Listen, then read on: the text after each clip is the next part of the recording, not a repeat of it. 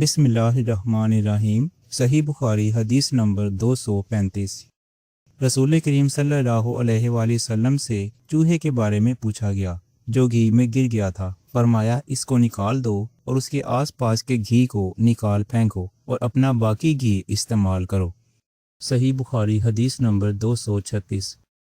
رسول کریم صلی اللہ علیہ وآلہ وسلم سے چوہے کے بارے میں دریافت کیا گیا جو گھی میں گر گیا تھا۔ آپ نے فرمایا کہ اس چوہے کو اور اس کے آس پاس کے گھی کو نکال کر پھینک دو۔ صحیح بخاری حدیث نمبر 237۔